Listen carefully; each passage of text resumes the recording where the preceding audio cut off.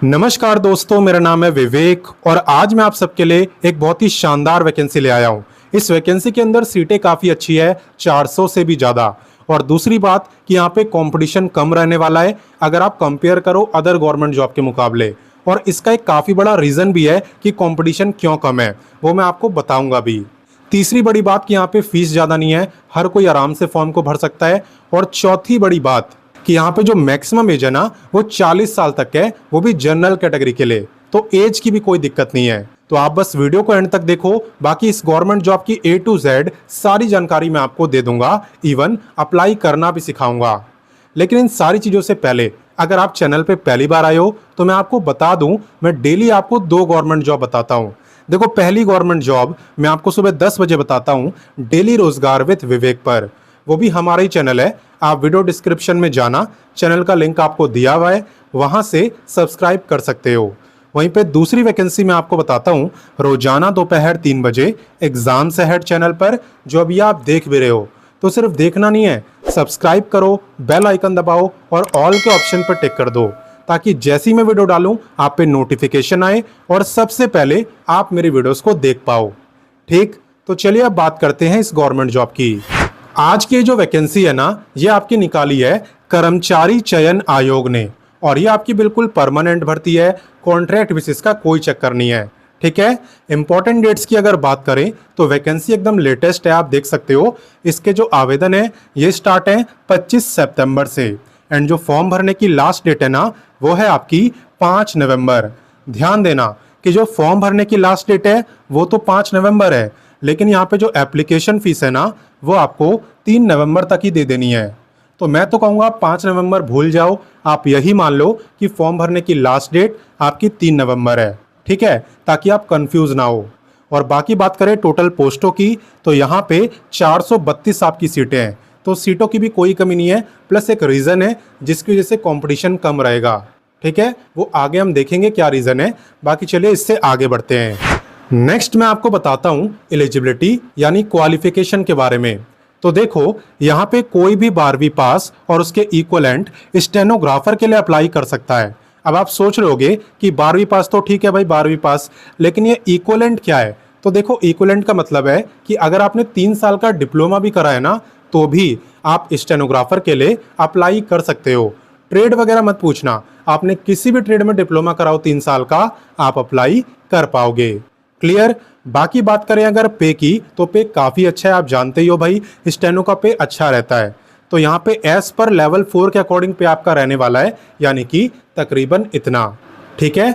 और बाकी बात करें एग्ज़ाम डेट की, तो फिलहाल यहाँ पे एग्ज़ाम की डेट अनाउंस नहीं करी है और इसलिए लिखा हुआ है नोटिफाई लेटर, यानी इसकी जानकारी आपको बाद में मिलेगी। क्लियर। तो चलिए इससे आगे बढ़ते हैं। अब बात करते हैं एप्लीकेशन फीस की। यहाँ पे फीस मेरे को काफ़ी अच्छी लगी क्योंकि सबकी इक्वल है और काफ़ी कम है। आप देख सकते हो, general, OBC, EWS, SC ST, physically handicapped, female, सबकी जो फीस है ना वो यहाँ पे 100 ही रहने वाली है। तो मेरे हिसाब से तो सभी गवर्नमेंट जॉब में इसी टाइप की फीस होनी चाहिए, वरना कुछ कुछ वैकेंसी में तो इतनी ज़्यादा फीस रखते हैं कि आप भरने से पहले 10 बार सोचोगे। ठीक है, तो यहाँ पे हर कोई फॉर्म को भर पाएगा क्योंकि फीस अच्छी रखी है। बाकी चलिए आगे बढ़ते हैं और बाकी जानकारी लेते हैं। नेक्स्ट मैं आपको बताता हूँ एज लिमिट के बारे में, और ध्यान देना कि एज काउंट कब से हो रही है। देखो, एज आपकी अभी से काउंट नहीं हो रही, एज आपकी काउंट होने वाली है 1 अगस्त 2025 से। तो आपको ये चेक करना है कि भाई 1 अगस्त वाले दिन मेरी जो एज है वो कितनी थी। आपकी जो एज है वो कम से कम 18 साल होनी चाहिए और मैक्सिमम 37 ईयर अगर आप मेल हो तो, और अगर आप फीमेल हो तो आपकी मैक्सिमम एज लिमिट है 40 ईयर। ये मैं आपको बता रहा हूँ जनरल कैटेगरी के हिसाब से। अगर आप बच्चे रिजर्व कैटेगरी में आते हो तो आप सबको अलग से रिलैक्सेशन भी मिलता है। किसे कितना मिलता है चलिए देखते हैं। देखो, रिलैक्सेशन की जहां तक बात है तो यहाँ पे SC ST को मिलता है पूरे 5 साल का, यानी कि ये लोग 42 ईयर तक अप्लाई कर पाते हैं। वहीं पे OBC को मिलता है 3 साल का, यानी कि ये लोग 40 ईयर तक अप्लाई कर पाते हैं। और अगर आप फिजिकली हैंडीकैप्ड हो तो आपको मिलेगा पूरे 10 साल का रिलैक्सेशन, यानी आप अप्लाई कर पाओगे 47 ईयर तक। और अगर आप एक्स सर्विसमैन हो ना तो आपको मिलने वाला है service year plus extra 3 year का रिलैक्सेशन। हालांकि रिलैक्सेशन उन्हीं बच्चों को मिलेगा जो रिजर्व कैटेगरी में आते हैं, वरना सभी बच्चे जनरल कैटेगरी में आएंगे। क्लियर? तो चलिए इससे आगे बढ़ते हैं। नेक्स्ट मैं आपको बताने वाला हूं सिलेक्शन प्रोसेस के बारे में। तो देखो यहाँ पे सबसे पहले होने वाला है आपका रिटन एग्जाम। हालांकि ये जो एग्जाम है इसमें कुछ लिखना नहीं है, ये आपका एमसीक्यू टाइप का एग्जाम है, यानी कि मल्टीपल चॉइस क्वेश्चन। हर क्वेश्चन के 4 ऑप्शन आपको मिलेंगे, उनमें से जो भी आपको सही लगेगा उस पर टिक करके आपको आ जाना है। ठीक, अभी सिलेबस वगैरह मैं आपको बताऊंगा, चिंता मत करो। बाकी यहाँ पे एग्जाम को क्वालिफाई करने के बाद आपका स्किल टेस्ट भी होता है। तो स्किल टेस्ट में क्या होता है वो भी हम जानेंगे। वैसे मैं आपको बता दूं, ये सब आप खुद भी देख सकते हो, इसका सिलेबस भी और स्किल टेस्ट भी। कैसे? ये सब आपको दिया हुआ है नोटिफिकेशन के पेज नंबर 6 और पेज नंबर 7 पर। वैसे आपको पढ़ने की जरूरत नहीं है, मैं आपको लेके चलता हूं और दिखाता हूं। तो यहाँ पे आप देख सकते हो मैं नोटिफिकेशन के पेज नंबर 6 पे आ गया हूं।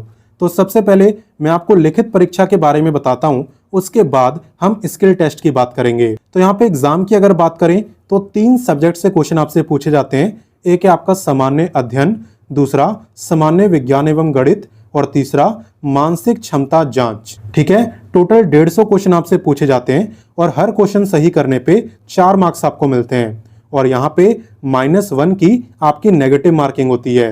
बात करूं अगर टाइम की, तो यहाँ पे 2 घंटे 15 मिनट का टाइम आपको दिया जाता है, यानी कि 135 मिनट का। और जो क्वेश्चन है वो आपको हिंदी और इंग्लिश दोनों ही लैंग्वेज में देखने को मिलते हैं। तो क्वेश्चन को समझने में आपको कोई भी दिक्कत नहीं होने वाली। और जैसे ही आप यहाँ पे पेज नंबर 7 पे आओगे तो आप देखना आपको डिटेल में सिलेबस बताया हुआ है। जैसे कि सबसे पहले सामान्य अध्ययन के बारे में बताया है कि इसमें क्या क्या पढ़ना है। जैसे कि आपको पढ़ना है समसामयिक विषय। इसमें क्या क्या आते हैं वो आप देख सकते हो, राष्ट्रीय अंतर्राष्ट्रीय पुरस्कार, भारतीय भाषाएं, पुस्तक, ये सब। और आता है आपका भारत और उसके पड़ोसी देश। इसमें आपको क्या क्या पढ़ना है वो सारे टॉपिक्स यहाँ पे लिखे हुए हैं। नेक्स्ट बात करते हैं दूसरे सब्जेक्ट यानी कि सामान्य विज्ञान एवं गणित की। तो यहाँ पे 10वीं लेवल के जो क्वेश्चन है वो आपसे पूछे जाएंगे। ठीक है, सामान्य विज्ञान में क्या पढ़ना है आप देख सकते हो, भौतिक शास्त्र, रसायन शास्त्र, जीव विज्ञान, भूगोल, कंप्यूटर के बेसिक्स, ये सब। और गणित में कौन कौन से टॉपिक्स पढ़ने हैं वो आप देख सकते हो, हिंदी में आपको सब कुछ दिया हुआ है। एंड सबसे लास्ट है आपका मानसिक क्षमता जांच। तो इसके अंदर कौन कौन से टॉपिक्स आते हैं सब कुछ दिया हुआ है, समानता एवं भिन्नता, स्थान कल्पना, समस्या समाधान, विश्लेषण, दृश्य स्मृति। ठीक है, तो सभी टॉपिक्स के नाम आपको दिए हुए हैं, आप चाहो तो इसका स्क्रीनशॉट भी ले सकते हो।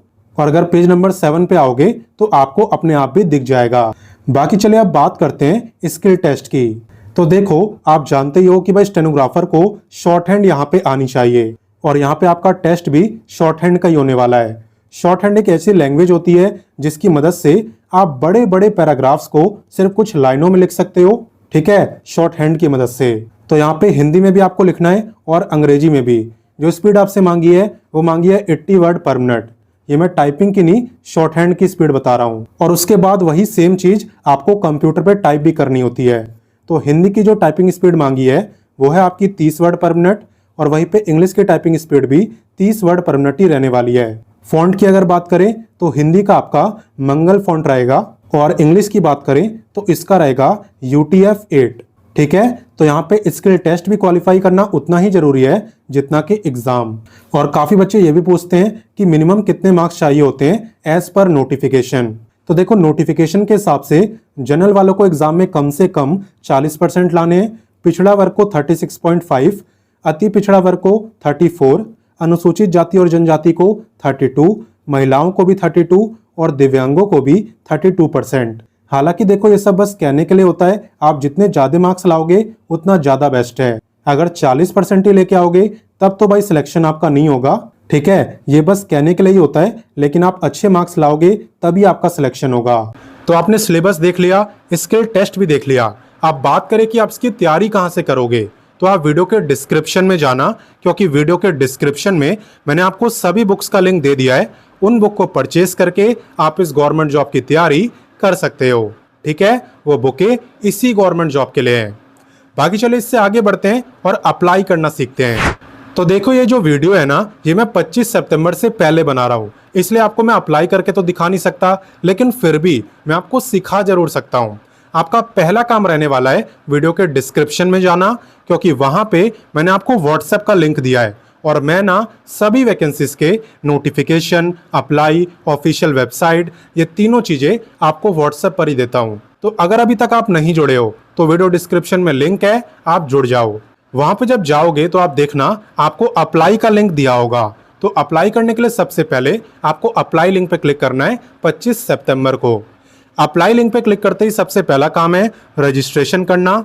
रजिस्ट्रेशन करने के बाद आप फीस की पेमेंट करोगे एंड देन आप यहाँ पे लॉगिन करके कंप्लीट फॉर्म को भर पाओगे। ठीक है, तो अगर स्टेप बाय स्टेप चलोगे तो कोई दिक्कत आपको नहीं आएगी। बाकी कोई प्रॉब्लम आई, कुछ ना समझ आए तो कमेंट करके मुझसे पूछ सकते हो। बाकी बात करें जॉब लोकेशन की तो वह आपकी रहने वाली है बिहार। बिहार जॉब लोकेशन है और एग्जाम सेंटर भी आपके बिहार में रहेंगे। हालांकि अप्लाई यहाँ पे कोई भी कर सकता है, अदर स्टेट वाले भी। बस फर्क इतना है कि अदर स्टेट वाले बच्चे जनरल कैटेगरी में आएंगे।